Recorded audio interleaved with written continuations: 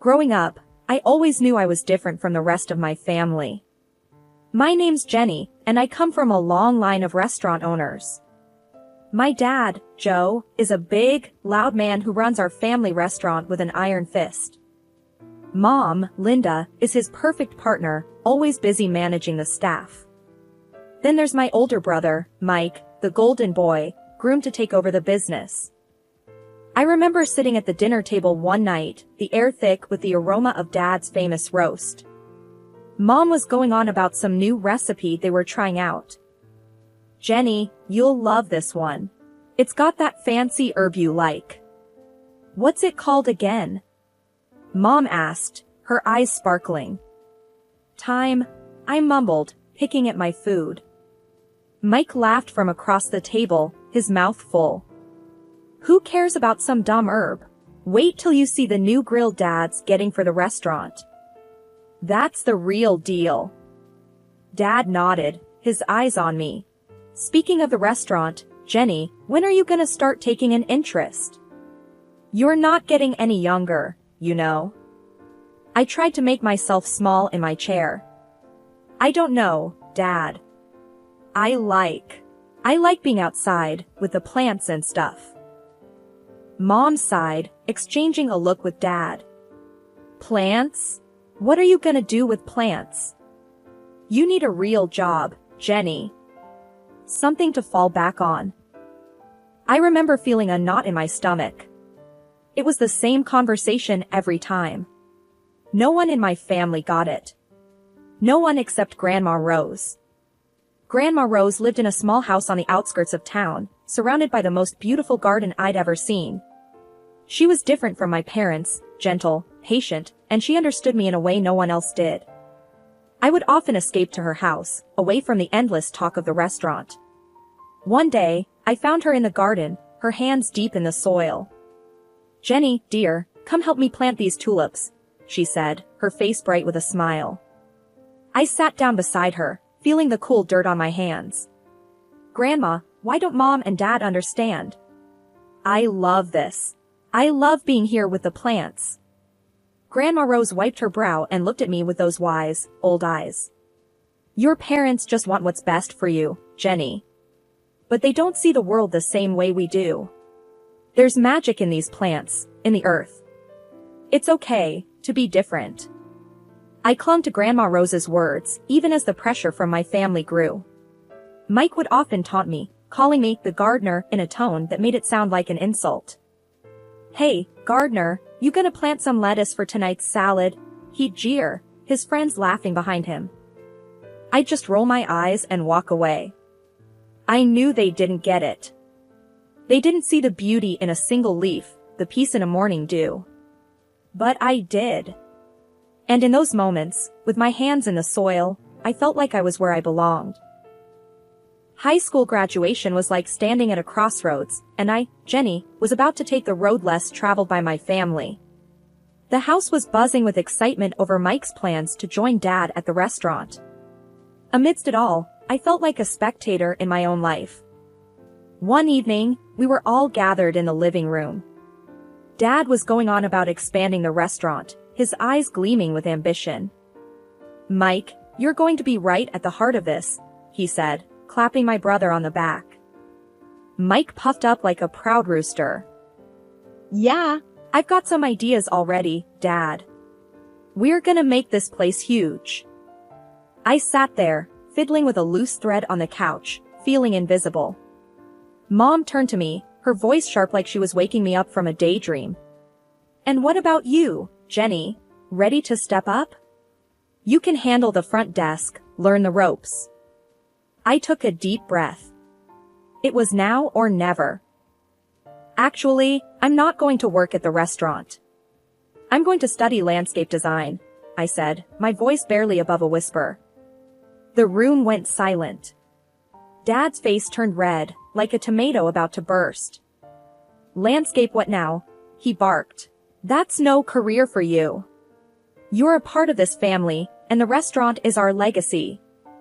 Mike snickered. "What are you gonna do? Plant flowers for a living?" I felt my cheeks burning. Yes, actually. That's exactly what I'm going to do. I'm good at it, and I love it. Mom's face was a mix of confusion and worry. Jenny, be sensible. You can't make a living off playing in the dirt. I stood up, feeling a surge of defiance. It's not just playing in the dirt, Mom. It's creating something beautiful, something real. I'm not asking for your approval, but I am telling you, this is my decision.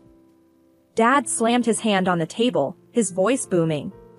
If you choose this foolishness, you're on your own. Don't expect any help from us.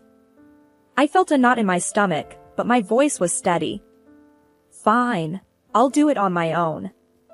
Grandma Rose, who had been quietly knitting in the corner, finally spoke. Her voice was calm but carried weight.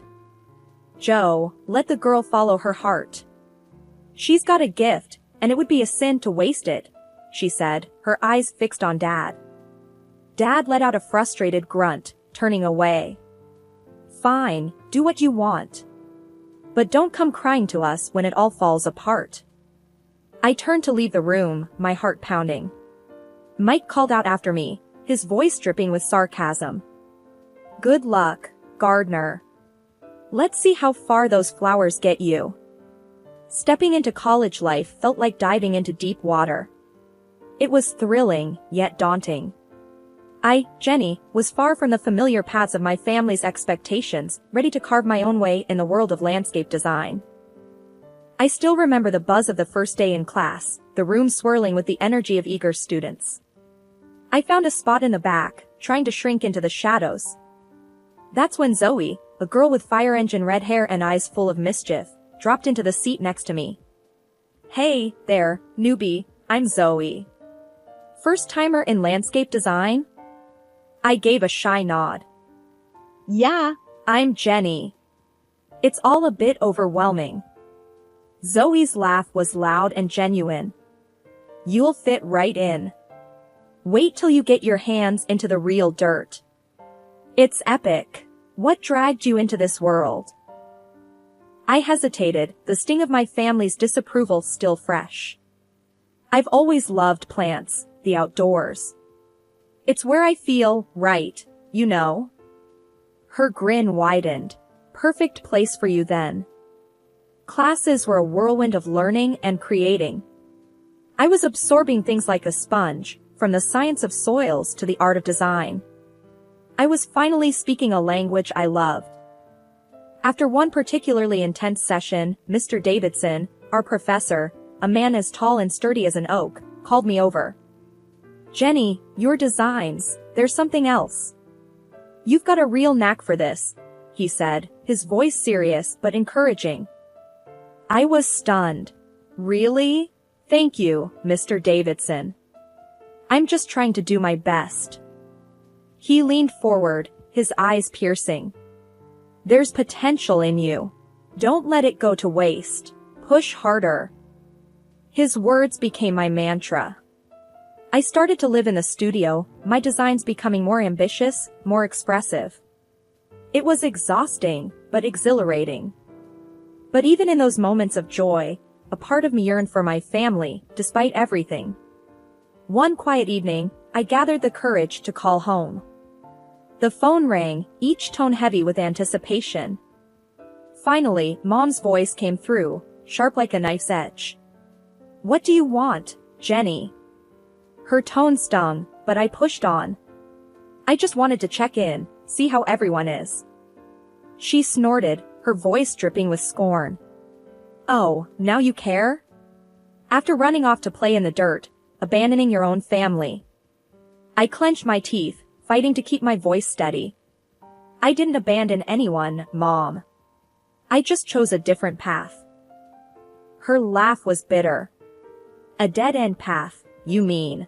Don't expect us to be here waiting when it all crumbles around you. The call ended soon after, leaving a sour taste in my mouth. But it also fueled a fire in me. I dove back into my work with a new intensity, determined to prove not just to my family, but to myself, that I was on the right path. Life has a way of throwing curveballs, and mine came in the form of a phone call during my final year of college. It was Aunt Clara, my mom's sister, her voice shaky and strained. "Jenny, it's about your Grandma Rose. She passed away last night," Aunt Clara said, her voice cracking with emotion. I felt the ground slip away beneath me. Grandma Rose had been my rock, the one person who believed in my dreams. Losing her felt like losing a part of myself. The funeral was a somber affair. My family was there, all stiff and formal. Dad, Mom, and Mike looked like strangers to me. After the service, I overheard Mom talking to Aunt Clara. "I still can't believe she left that house to Jenny. What's she going to do with it? She can barely take care of herself," Mom said, her voice dripping with disapproval.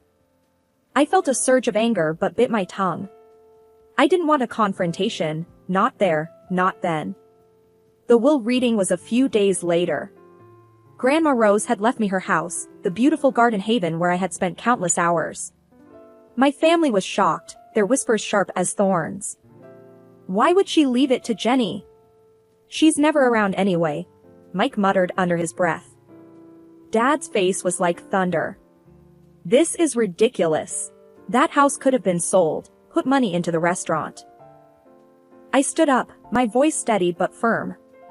Grandma knew I loved that house, that garden. It was where we spent so much time together.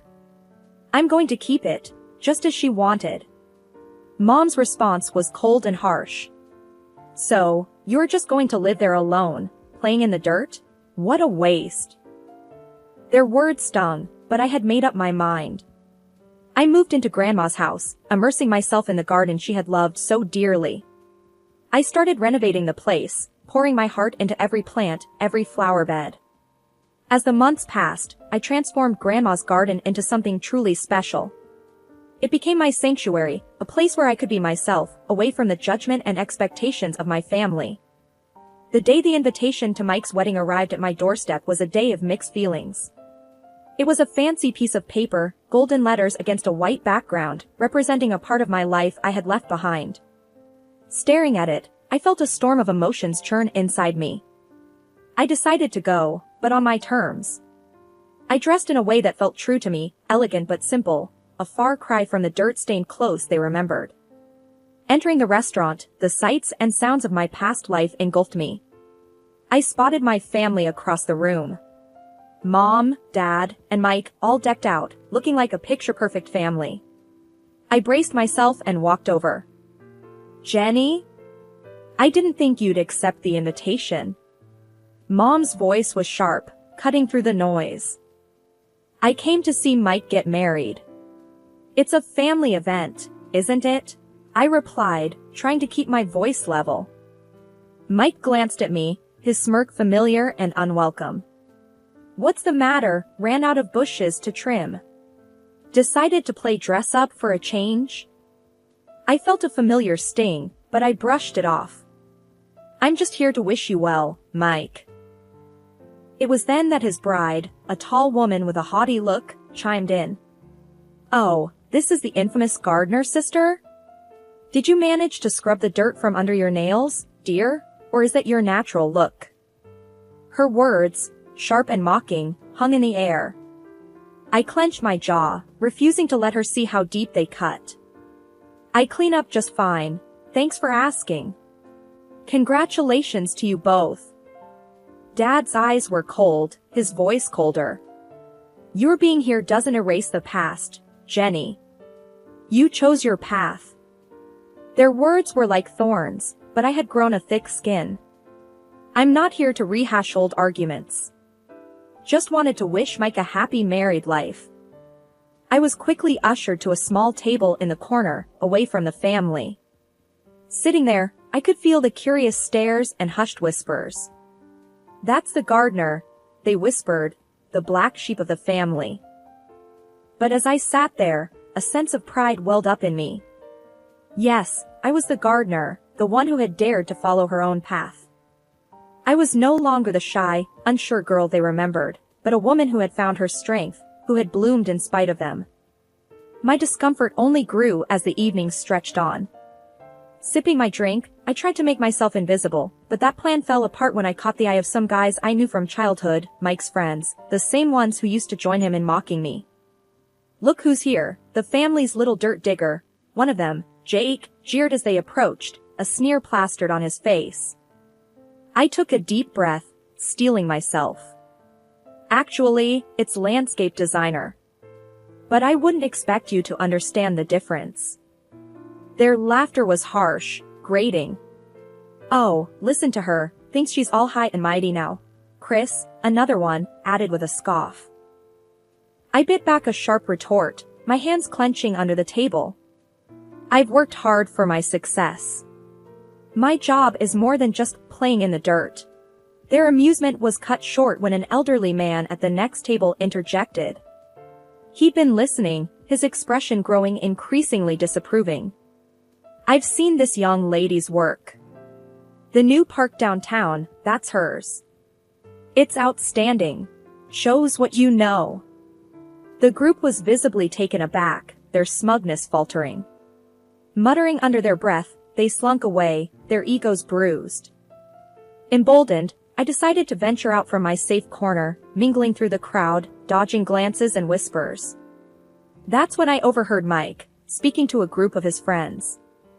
"She's always been the odd one, more into her plants than real work," Mike said, his voice laced with a mix of amusement and disdain. His friend laughed loudly. "Every family's got its black sheep, huh?" Their words were like a slap, raw and stinging. I walked away, my heart pounding, reminding myself their opinions didn't define me. As I weaved through the crowd, I bumped into my cousin Lucy, a quiet presence in our loud family. "Hey, Jenny. I've seen some of your designs. They're really something," she said, her voice sincere. I managed a small smile. "Thanks, Lucy. It means a lot, especially today." Lucy looked at me, her eyes understanding. "I never agreed with how they treated you. You're doing amazing things. I'm glad you stuck to your path." Her words were a small comfort amidst the thorns of the evening. We chatted briefly, a momentary respite from the tension. As Lucy drifted away, I returned to my corner, feeling the weight of the evening. The loud music, the clinking glasses, and the bursts of laughter around me felt like they were happening in a different world. I sat there, sipping my drink, longing for the celebration to end. The wedding night was winding down, its fancy aura overshadowed by my own tangled feelings. Just when I thought the night couldn't get any more surreal, the mayor, a distant relative of Mike's bride, took the stage for his speech. "Ladies and gentlemen, it's a delight to be here," he began, his voice booming across the room. "But tonight, I want to highlight a special guest among us, a true star in the world of landscape design, Jenny." Hearing my name, I almost choked on my drink. I stood up hesitantly, feeling like a deer caught in headlights. The mayor beamed at me. "Jenny here is the brilliant mind behind the transformation of our city park.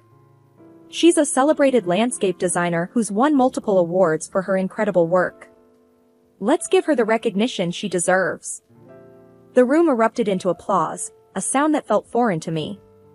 I glanced at my family's table and saw them, their faces a mix of shock and embarrassment. Mike's bride leaned towards him, her voice dripping with disbelief. "Is he talking about your sister, the gardener?" Mike mumbled something, looking like he wished the floor would swallow him up. The mayor's praise continued. "Jenny's work has revitalized our city. She's a true talent." Amidst the clapping, I felt a surge of confidence. The mayor's words were like a light, dispelling the shadows of doubt and scorn from my family. Then, seizing the moment, I decided to speak up. "Thank you, Mayor, for your kind words. It's an honor to contribute to our city's beauty." I paused, my gaze sweeping over the crowd, settling on my family. "It's funny, isn't it? How life turns out. Mike, you and your bride are perfect for each other. Your shared talent for rudeness to others is quite remarkable." The room went silent, the air thick with tension. My parents, my brother, and his fiancée blushed deep red, their shame as visible as if I'd slapped them. Mom's voice cut through the silence, sharp as a knife. Jenny, what are you saying? This is your brother's wedding. I met her gaze, unflinching. Just speaking the truth, Mom. Something our family seems to struggle with. Mike stood up, his face red with anger. You can't come here and talk to us like that. I held my ground, my voice steady. I've earned my right to speak, Mike. Maybe it's time you all listened. The confrontation ended with Mike sitting down, defeated, and the room slowly buzzing back to life. The mayor gave me a nod of respect before moving on. As I sat back down, the weight of the night lifted slightly. I had spoken my piece, stood up for myself in a way I never had before. I was no longer just the gardener or the outcast. I was Jenny, a recognized landscape designer, someone who had grown past her family's narrow expectations. After Mike's wedding, word got out about my success as a landscape designer. People were buzzing about the awards I'd won and the projects I'd aced. It felt like stepping into the sunlight after years in the shadows. And then, my family came calling. One afternoon, while I was busy sketching out a new garden design, my phone rang. It was Mom. Her voice had a sweetness to it that felt out of place. Jenny, darling, we've been hearing so much about your work. Your father and I are so proud of you, she cooed. I raised an eyebrow. Really? That's a change of tune.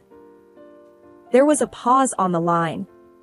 Well, we were thinking, maybe you could come over. We'd love to see you, catch up on things. I could almost hear the gears turning in her head.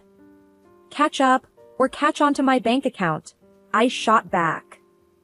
Mom's voice faltered. Jenny, that's not fair. We're family. The word family hit a nerve. Family? Like when you all but disowned me for following my dreams. Seems like family matters when there's money in the picture. Before she could respond, I ended the call. I wasn't about to let them back into my life just because they smelled success. A few days later, there was a knock at my door. Mike was standing there, hands in his pockets, looking everywhere but at me. Hey, Jenny, can we talk? He mumbled. I crossed my arms. This should be good. What do you want, Mike? He shifted uncomfortably. Look, I know we haven't been great. But you're doing well, and I was wondering if you could, help me out a bit. I couldn't believe what I was hearing. Help you out? After years of calling me the gardener and laughing at my ambitions. Mike's face reddened. I didn't mean it like that. It's just that things are tough, and I cut him off. Save it, Mike. I'm not your ATM. You and the family made it clear how you felt about me. You can't just waltz back into my life when it's convenient. He opened his mouth to argue, but I stopped him. No, Mike. You made your bed. Now lie in it. After he left, I sat in my garden, surrounded by the beauty I had created. My phone rang a few more times over the next week, more attempts at reconciliation from my family, but I didn't answer. I was done with their fair-weather affection. I had built a life for myself, one that didn't need their validation or their greed. I was thriving in my own right, and that was all that mattered. They had chosen their path, and I had chosen mine. As I looked around at the plants and flowers that were a testament to my hard work and passion, I realized I had everything I needed right here. I was happy, successful, and free from the toxic ties that had once bound me. This wasn't just the end of a chapter, it was the beginning of a whole new book. My book. And I was going to make sure it was a bestseller, written on my own terms, in my own style. The new growth in my life was just starting, and I was ready for whatever came next.